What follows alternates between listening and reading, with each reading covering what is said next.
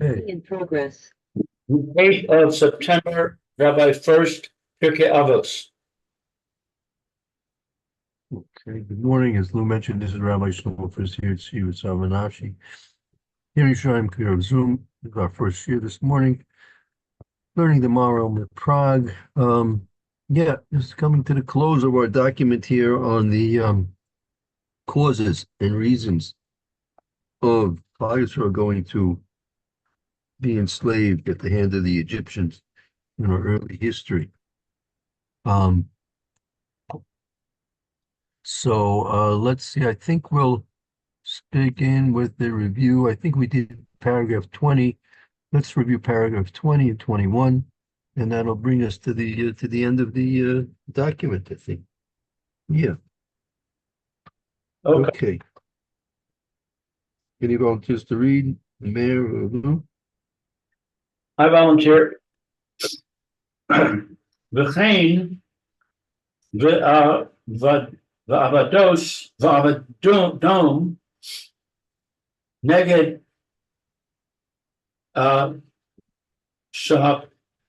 shahafriz al midosav shall HaKadosh Baruch Hu. And so the servitude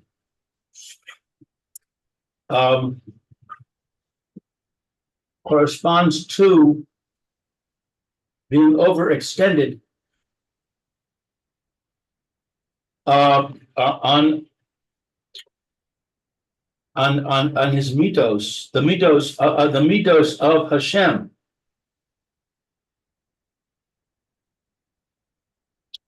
The chata, the midas hadin, and he sinned against the characteristic of justice. L'chach ba midas hadin shel avodah al zar'o shezahu midas hadin, and therefore the characteristic of justice came to the servitude of the offspring of his offspring, that they were from the characteristic of judgment, and therefore v'chein ma shechata shelo haknis garim tachas kanfei hashchina. Therefore, what the sin? What was that which was the sin that he did not cause to enter the people under the divine protection. Ubishvil ze haya ha e nui, and because of this came the suffering. Ki ein ha inui rak shahayu sorarim es Yisrael, because the oppression was only because they oppressed the Jews.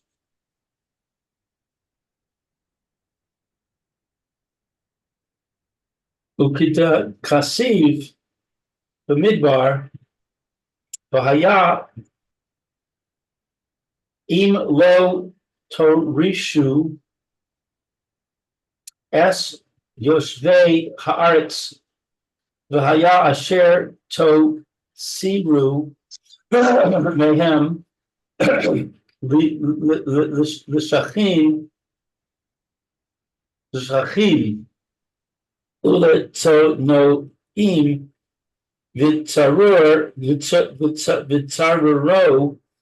eschem. As it says in Bamidbar, and it was with I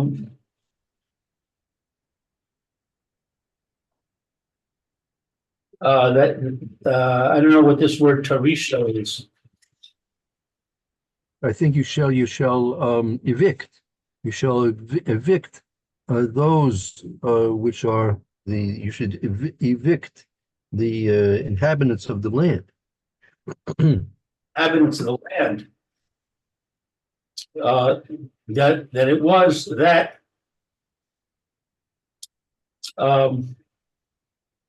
because they would be, because they're going to be like spikes in your sides and thorns in your eyes. They're gonna be they'll be troublesome for you. Keep the goyim around in Eretz Yisrael. They're just going to be trouble for you.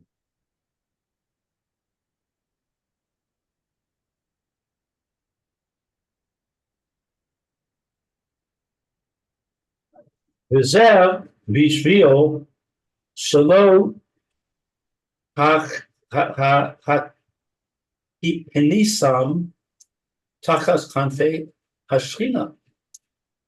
And this is because he did not bring them into the divine protection. Hayu nish arim kechos asher dochkim ule vachtzim. There were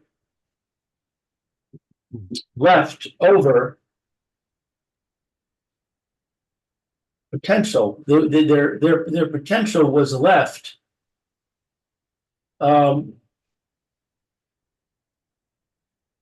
because of pressure and stress.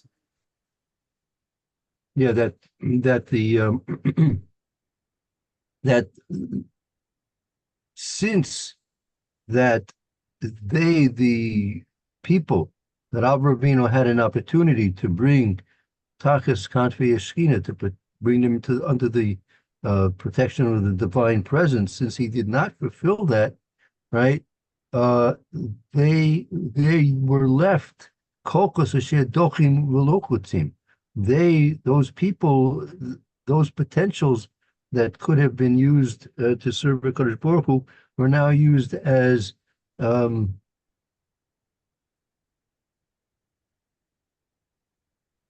pressures and stresses against Klal Yisrael. Oh. Hinei nirmaz lach me'at ma she'efshar lecha lahavim ule chasuv mizeh shehu ikar ushoresh hadavar. And what is this word near maz? Yeah, this is an indication from like remez. The source of the word is remez, like a hint or an indication, or or maybe even better, intimation. It's an intimation. And we see this as an intimation for you, little by little, that which is possible for you to understand and it is written from this that it is the essence of the relevance of the matter. Ach kol inyan ze b'peret e efshar l'kasuv. Even this entire concept, what is peret? Right, that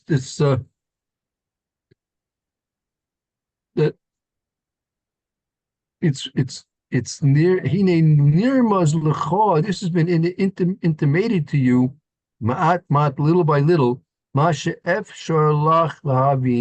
according to what you're able to understand lichtov mizeh, and to write down for and to write from this. This is the principle and the root of the matter.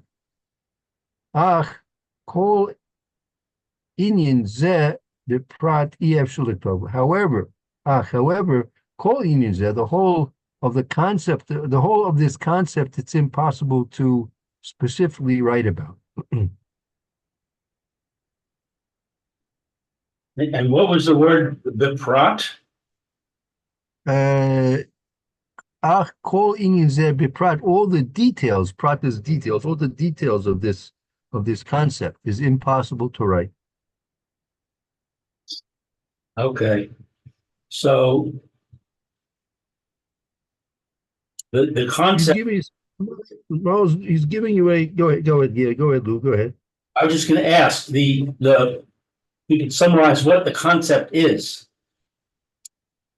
So the concept which is being discussed here is the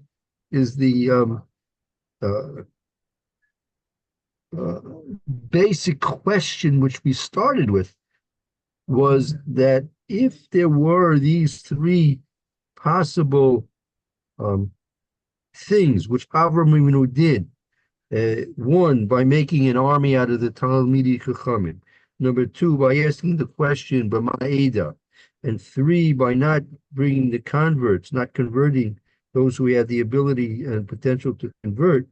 By having done these three things, how did it lead these three things to the eventual subjugation and enslavement and suffering of Klal Yisrael at the hand of the Egyptians?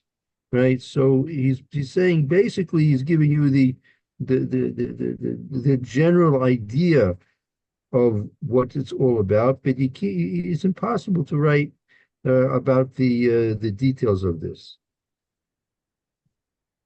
I see. Okay. I'm just thinking out loud. I don't know. I mean, the question is, well, why is it impossible to write about it? My thought is that since these are things which we're dealing with in terms of Avram Avinu, it's very, very difficult for us to judge Avram Avinu. I mean, he was on the level of the highest perfection is almost humanly possible. So Chazal say there were these three things, and as he mentioned, if you remember, he mentioned the Maram, he mentioned in, I think it was paragraph, yeah, right. In the 2 lines up from the end of paragraph 18, if you look at paragraph 18, Yeah. Where it says, so it's starting with F sharp. Yeah, best. so again, this is like a summary. Again, we summarized basically the again, as I mentioned just a moment ago, the three basic things which the Gemara mentions in terms of what Avram Avinu did, meaning again making the army out of the Talmidei Chachamim. Number two, asking the question b'ma'eda, and three, not converting those potential converts which he had the opportunity to do. So these were three things which were mentioned by the Gemara about Avramino in connection to why his offspring were destined to be enslaved and subjugated and be tortured by the Egyptians. So, so now he says like this. Look at just to review the last two lines of that paragraph 18. Vesha shekol. Ve'efshar shekol elu ha-amorim kol echad ve'echad mosef ve'eno cholek.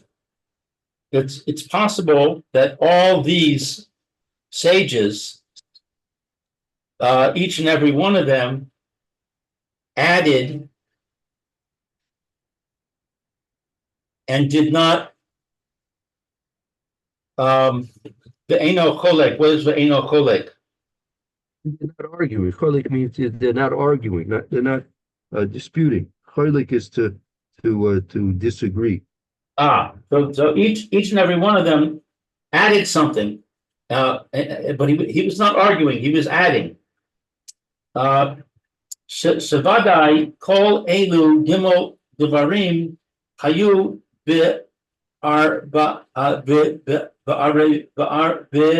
Abraham kmo shehit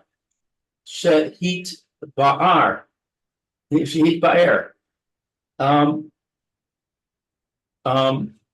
That certainly all three of these things were with Abraham, like we explained. All these things that are mentioned, right? These things that did in fact occur with Avraham Avinu. They're not making things up here. They're mentioning specifically things which either the psukim of the Torah itself says, or how it's explained by the Gemara about Avraham Avinu. So these things, all these three things existed, right? So they're not denying that this was not occurring by Avraham Avinu. Each one, however, is simply adding to the next. Right. So we acknowledge that these three things did occur with Avraham Avinu. However, we have to be very careful how we apply that to Hasashon, leveling any criticisms against Avraham Avinu. So that's what I think the Maral. We'll finish up the paragraph here now anyway, but I think that's what the Maral means. Says he can't write too much about this.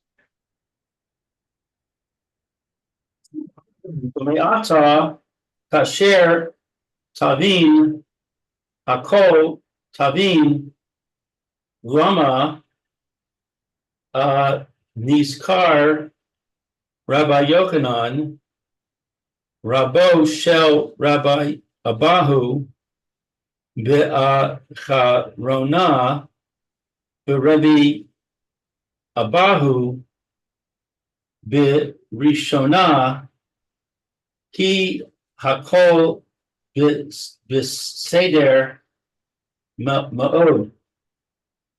And now, and from now, that it's understood, all of the understanding why it was mentioned by Rabbi Yochanan about his rabbi, Rabbi Abahu, the last.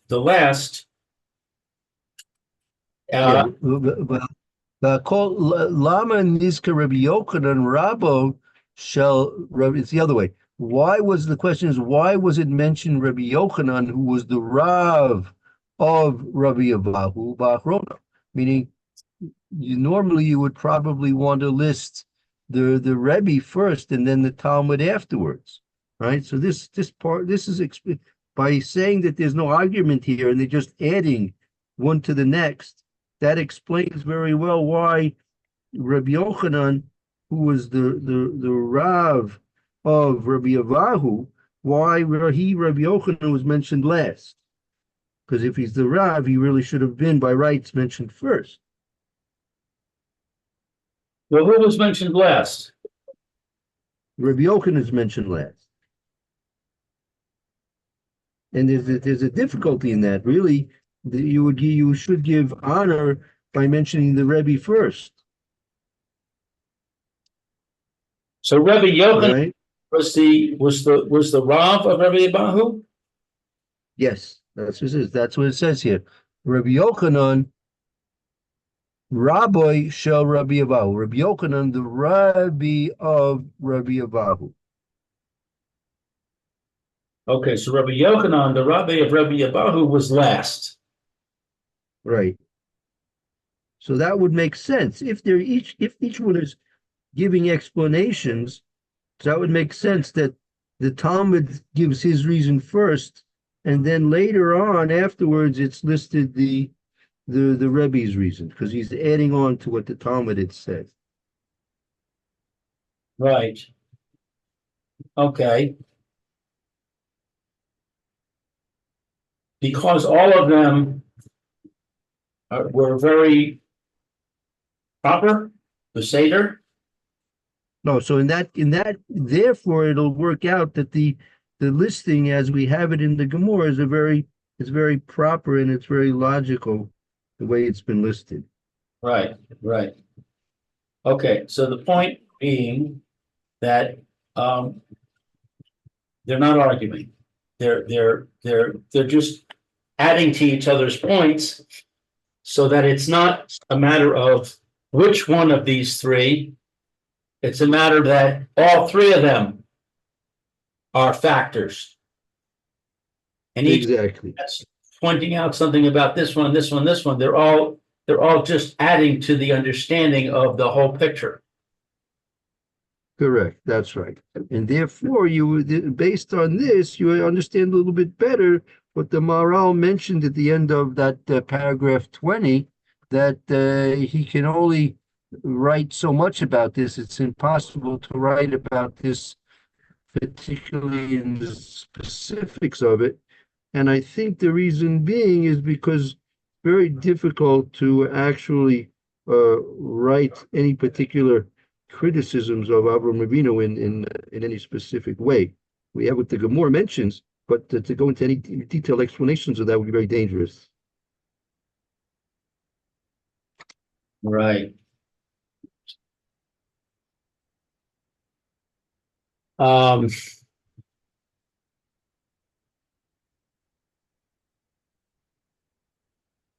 Okay. Yes, that brings us to paragraph 21. Okay.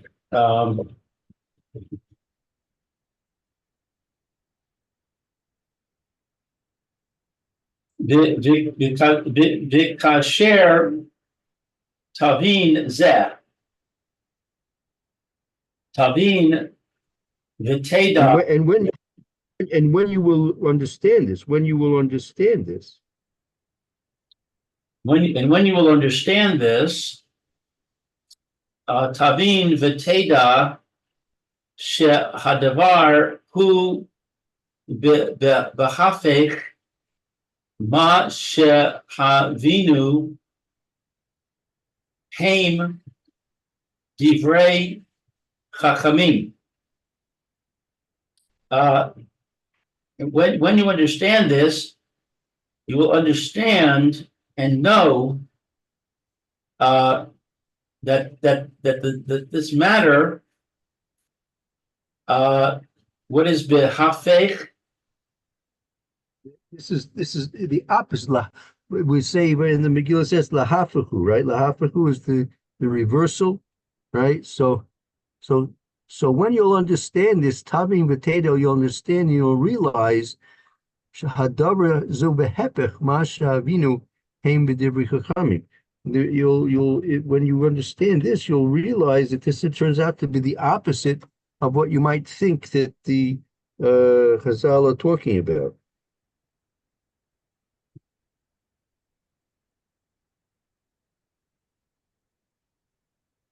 He hayu choshvim, he Rabosenu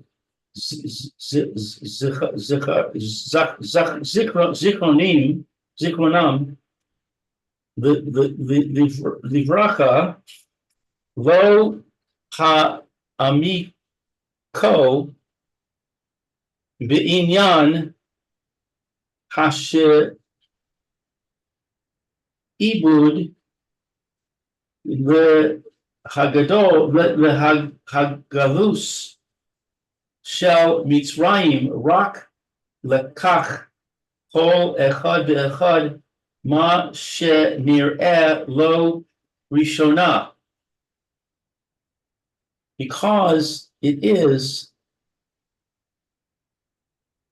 thought by our rabbis, a blessed memory. What is this word? Ha-amiko? Right, so that's again, amiko is like the literally something which is amok, is deep, right?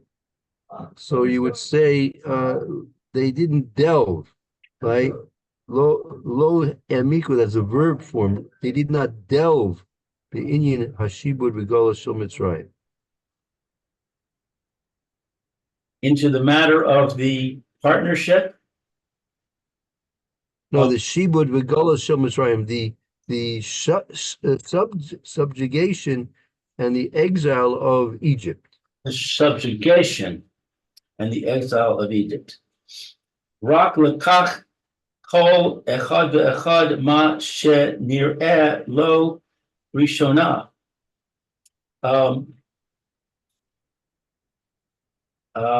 Let's see. Shibud of the galus, the exile of Mitzrayim, only to take each and every one that we see was not first. What does that mean? Was not that we see it was not first. What was not first? Meaning we're being warned not to make a mistake and think that what's being expressed here through the words of the Gemara here, it wasn't something which was not delved into in a deep way. Rather, it was just rak lekach kol echad ve'echad ma she'nir'eh lo rishona. Each meaning it's like this. If in fact we're going to say that they're really not arguing, they're not arguing, and they're really adding on one to the other. So you might make a mistake and see, well, the first opinion, he just kind of picked what he thought was the most reasonable thing. And then the other next opinion went further and deeply and explained even more. And then went more deeply and explained even more. Meaning it would be that as if they didn't give proper forethought to the subject matter before they spoke, but that's not true. Obviously, they delved very deeply into the matter before they even expressed their opinion. So it's not simply, don't think that even though we're saying that they're adding one to the next, don't think that it's as if they superficially looked at the subject and didn't really delve into it properly, and therefore the other opinions have to come in and add other reasons that were overlooked because of perhaps you might think they were looking at it too superficially and they didn't look at it in the whole picture or whatever, and there was some lack of perfection in the depth of the thought that they put into saying their opinions. No, each one gave absolutely proper 100% thought to his opinion.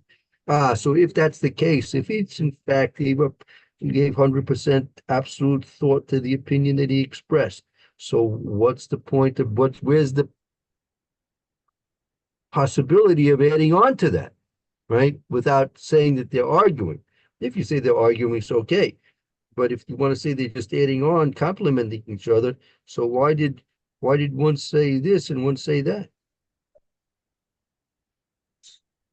Hepik.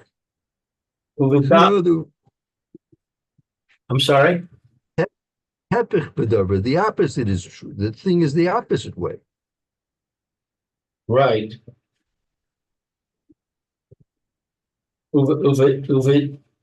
Uve does some haim ha'amiko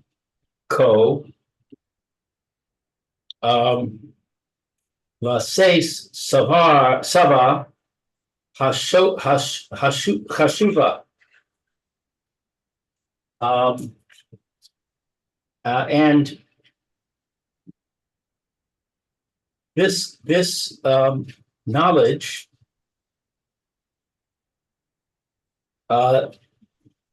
this is the knowledge that they got from delving into the important thoughts. Yeah, let's see. Ubedaitem heim amikoi say svora chashuba. Va'adaitem heim ha'amikoi say siba re chashuba. And their das was to delve, to give, and their das was, and their das was, their intention was that they should delve into the point to give some type of importance, svora, some logical svora chashuva, some significant siba, so to give some significant reason.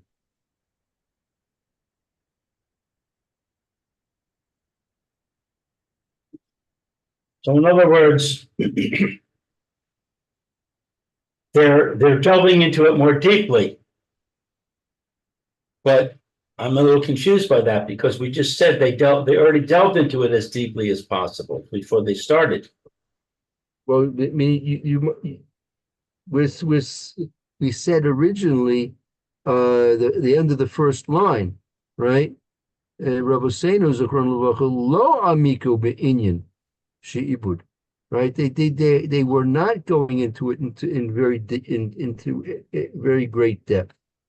He said, since you might think that they didn't go into very great depth in stating their opinion, but now we're saying no, it's going to be, we'll see in a minute, he's going to say that it's actually the exact opposite.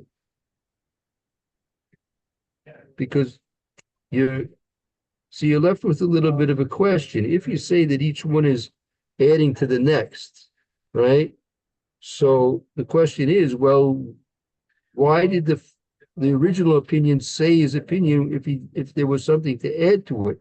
Is it something, what's the reason for that? He didn't want to say, he didn't go into detail, he didn't pay enough attention, he didn't go into the depths of understanding the point, right? So when you're saying each one is adding to the next, so it seems as if you might think mistakenly that that's because they didn't give sufficient thought to the matter.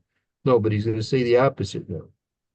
But I'm going to bring a raya that what you just said is in fact true, because it says ma shenir lo rishona, that which appeared to him initially. This is what he's going to. This is what you might think. This is what you might think, that they didn't really go into great depth in the understanding of the point, and they really just said things out which seemed to be most apparent in the initial investigation. I see. V'hafech b'davar. What's hafech? Opposite. This is the opposite. Really, the opposite is true. Not like we just said. He Rabosenu Zichronam Libracha Ha'amiko Ma'od Ma Sha'i Efshar the Kasuv Ule Farish. since our rabbis of blessed memory delved very, very much into what into it, it is not possible to write and to explain Right. v'ha'ar kanu, Meaning they it's actually the opposite that the Rebbeinu, meaning the Gemara, they delved into it very, very deeply, so much so that it's impossible to write about it and specify it. And they were elaborating to this is the means to elaborate b'divarim. they elaborated on the matter. Asher lo hayu ro'oyim l'chasuv u'lefarish. They elaborated on the matter that it was not appropriate to write and to explain. Rak kedai shet teda derech chachamim. Only it was only rak kedai. It's only sufficient to know the way of wisdom. V'ha'ish hachacham Yosef chachama v'da ki heim pischo chachas pasach chachama ush irei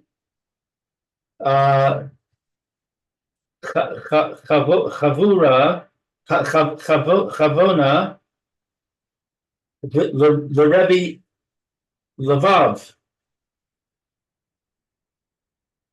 and a man that is wise adds wisdom to knowledge, since they open an opening of wisdom. He says here, he says that I mean, it's only that you should realize the way of Chazal. Va'ish Chacham Yosef, and a wise person will add to his wisdom, Ladas, to know, Ki heim pitchoi Pesach Chochma, that they opened a small corridor, Vishai Tabuna, and the gates of wisdom, Lebari Levav, to those who are of like good or healthy hearts.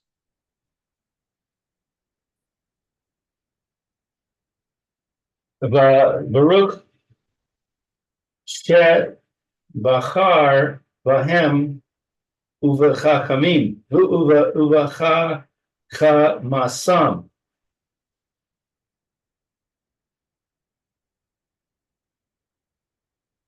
What is Shabachar? Yeah, so this is he's just ending off with like a bracha, flourish. Baruch Shabachar behem uvechachmasam, and blessed be he, meaning Kadosh Baruch Hu, who chose them and their wisdom.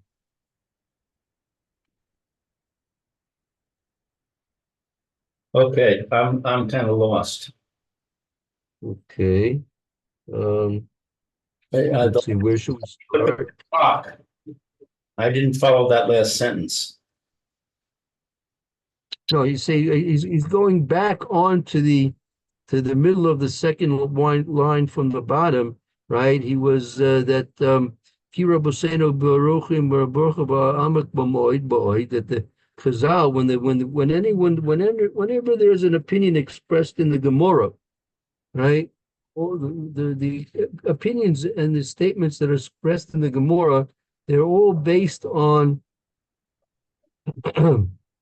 the intention of Chazal, that they were delving very, very deeply, right? So much so that it's impossible to really write and explain in detail what their thoughts were really all about. And Arichu b'Devarim, but they go into great detail in their words, for us, and really about things that really shouldn't be. They're not really things which you are really allowed to write down and to explain. Why? Why is that? They only teach you the things which you need to know to be able to learn about things the way they want to teach you about them. And therefore, the Ish Chacham Yosef Chachma, meaning the wise person will add to himself wisdom, Ladas, to realize that these are Heim Pischu Pesach Chachma, these are only the portals and the corridor of Tavuna and the corridors of wisdom to those who have healthy hearts, and therefore blessed be them and their wisdom. But what does that mean, that they have healthy hearts? They're not corrupt. Their hearts are not corrupted by all the different things that can influence a heart. Their hearts are pure. They're pure, honest hearts. Mm-hmm.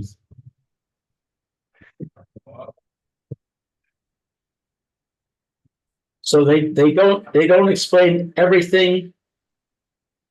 Can you repeat that part, that they don't explain everything because it's too complex? No, it's not. It's not that it's not based on the complexity of it. It's based on the depth of what they want you to understand, since the depths of what they want to understand is dependent upon the person's own healthiness of heart, right? So therefore, they're not going to write things down. If things were written down, everyone would have access to it, even those people who are not fit to understand it.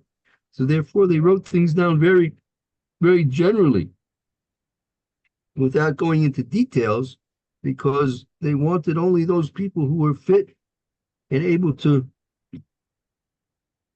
properly understand their opinions and their statements. They left that for the people who were of healthy and proper hearts to do that, and then they would be able to gain the wisdom that they wanted to transmit to the rest of the generations in a way that would not be fully accessible to all. It would only be accessible to those people who are properly initiated and properly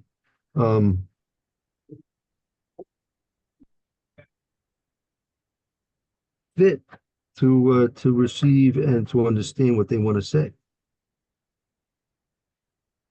So does that mean that he's saying that it is possible to explain it and write it down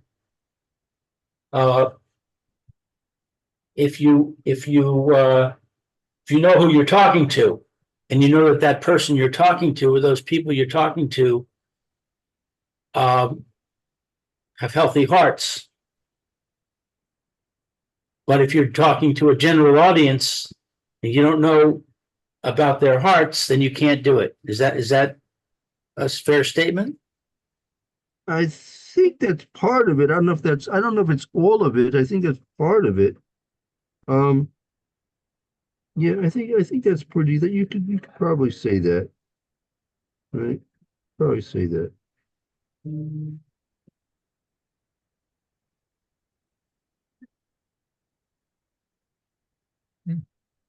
So what is the point of giving an incomplete explanation?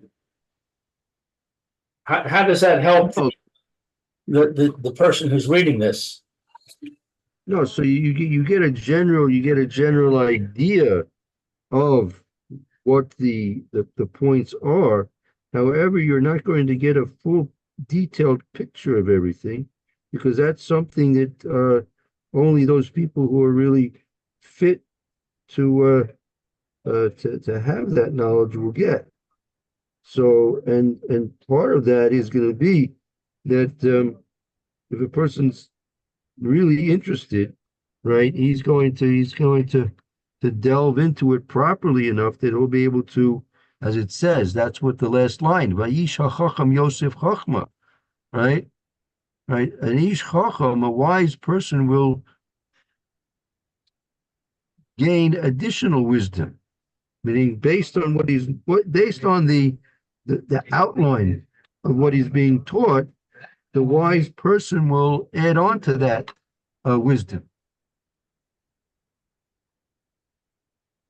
But that's only a person who's going to be a wise person.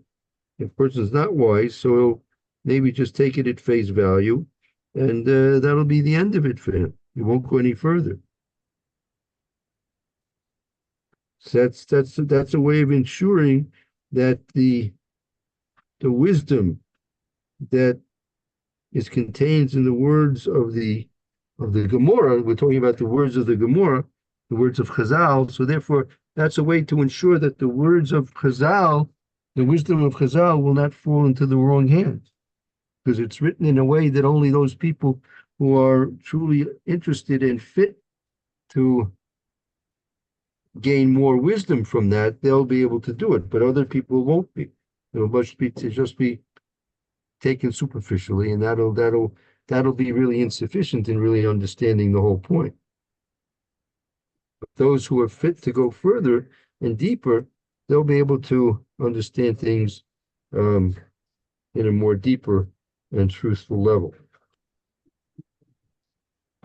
So what we can take out of this is that there were in fact three different things that Abraham did that contributed to the gullus in Mitzrayim. Right. And that it discusses. Right. And the Maharal's explained various different details about that, right? But you're not going, you can't write down for whatever I gave a reason is, because when you're dealing with Avram Avinu, you have to be careful of misjudging Avram Avinu according to the way we understand things, which should not be a proper estimation of what Avram Avinu was being judged. When Hashem was judging Avram Avinu, first you're talking about Hashem's judgment, and you're talking about Avram Avinu's uh, situation. So we can't estimate. We have no clues and estimation of either one of those things. We can't really understand Hashem's judgment of Avram Avinu, and nor can we really understand what possible things he actually did to have that judgment to come upon him. Right? We can only talk about what Chazal have revealed to us, those basic three things, and you can give some basic connections between those things and the ensuing result of exile, slavery, and the suffering. Right? Those were the basic. Right? Those were the basic three things: the exile, the slavery, and the suffering. Right? And corresponding to those three things is you have the three basic reasons given by the Gemara. Number one, right, according to Rabbi Yavahu, that Avraham Avinu made the army consisting of the Talmidei Chachamim. So that brought exile upon, right? So you can basically just very superficially understand, since he caused the Talmidei Chachamim to be exiled from their purpose in life, from staying in the base medrash and learning. So therefore, exile had to be decreed upon the offspring of Avraham Avinu. Secondly, you have Shmuel. Shmuel mentioned the reason that he asked B'ma Eda. So that, since that was as was explained, somehow a flaw in Avraham Avinu taking on more din than was fit for him, right? So you understood, based on what Yaakov, based on what Shmuel said, that by asking B'ma Eda, that was a question which is something which is relevant to Midas Adin, and therefore slavery was a result of that, because slavery is a situation of din, judgment.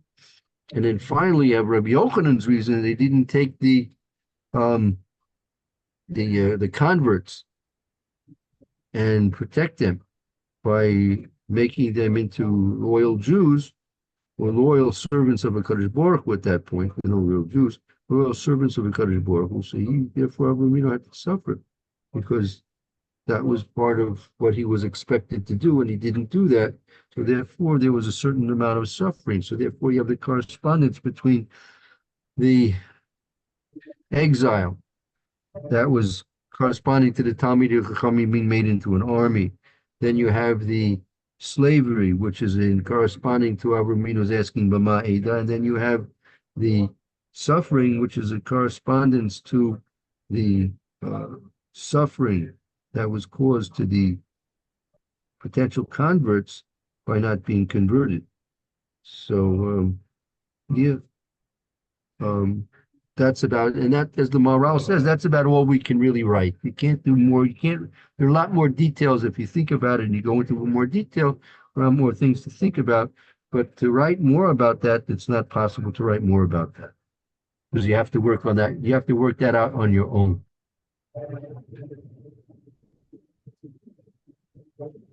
That's a very good summary, Rabbi. Thank you.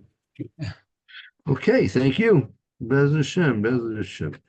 Okay, so that brings us to the end of this document. Okay, what I'm going to do, I'll be preparing, hopefully later on during the course of the day, another new document to send out to you. So hopefully you'll have an email during the course of the day of tomorrow, hopefully before shear time tomorrow.